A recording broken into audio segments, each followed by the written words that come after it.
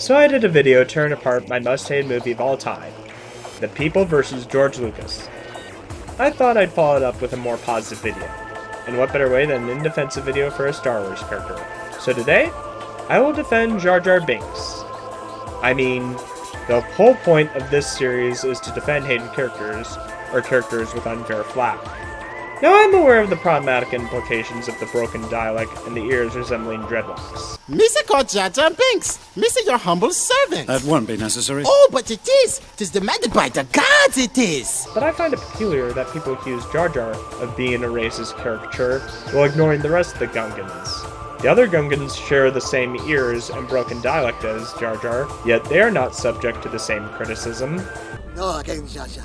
You are going to the bosses. You are in big doo-doo this time. I'm also aware of the problematic portrayals of other alien races in the prequels. However, it's worth noting this was not limited to the prequels, but present in the original trilogy as well.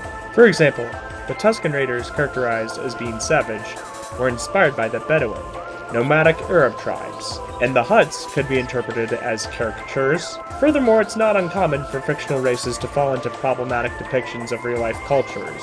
The Gerudo in the Legend of Zelda series are based on the Orientalist depictions of Arabs, and the orcs in the Lord of the Rings series have been criticized. Some people have argued that Jar Jar is not an offensive character, as well as with other fictional races. That's a whole nother debate of its own.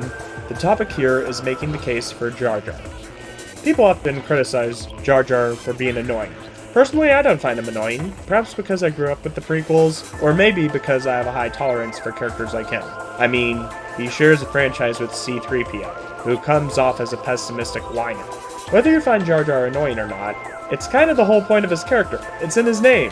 This is something that Star Wars likes to do. We have a loner-type character named Han Solo, and the big bad of the franchise named Darth Sidious. Throughout the movie, characters express their annoyance toward Jar Jar, from Obi-Wan to even his own kind. Like Jubilee in my previous In Defensive video, Jar Jar is an audience surrogate, a character that does things and asks things the audience would. And let's be honest, if we were in the Star Wars universe, we would probably be like Jar Jar. We'd be freaking out and annoying everyone. Lastly, Jar Jar is not entirely useless. Qui-Gon saw value in him and brought him along on the journey for a reason.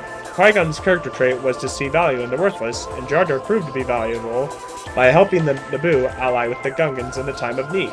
Although Jar Jar gave emergency powers to Palpatine, he had no way of knowing he was a Sith Lord. Unless... That's all I have to say. What do you think? Let me know in the comments.